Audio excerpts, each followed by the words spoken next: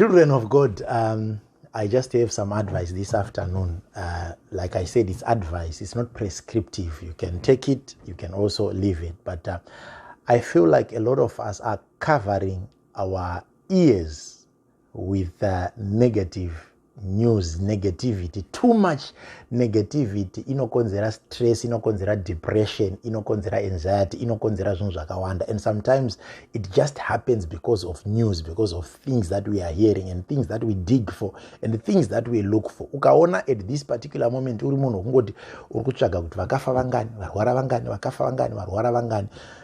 Ask God to help you, because at this particular moment paine ma-lockdown akadai, there is so much that goes on, and I pray that God protects us and covers, not only patinoita sanitize our hands and put my mask and so forth, but nzeve dzedu dzinoda kuti dzidzivirirwe kubva kunews dziri negative, kubva kuzvinhu zviri negative zvisawandisa munzeve dzedu. A lot of people vacharwara zvirwere zvavasina nezvimwe zvanga zvisipo, ogotozourawa nechimwe chirwere chestress kana chi-BP or whatever chisinei ne-COVID, but because wakanzwa news dzakawandisa munzeve dzako.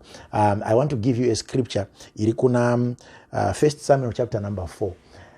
Ukangoiverenga chapter iyo uchanzwa kuti Eli the priest akafa, ende chakamuuraya kusiko kuti akaenda kuhondo. Haana kubayiwa nemuseve kana chi, akabayiwa nenews. News ndo dzakamupunzira pasi.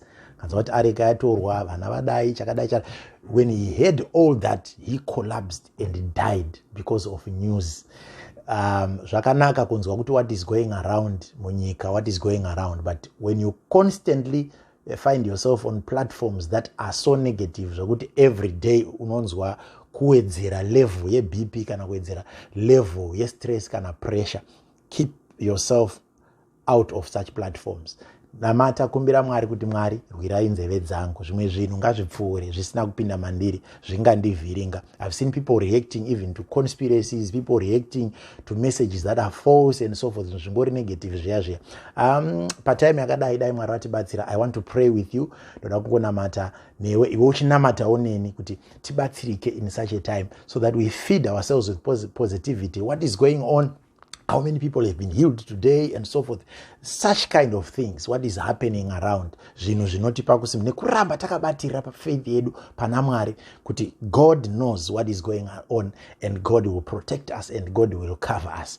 Let us do that by the grace of the Lord. 002778919938 ndio WhatsApp platform yedu for your prayer requests. Let's do that. God will protect us with positivity.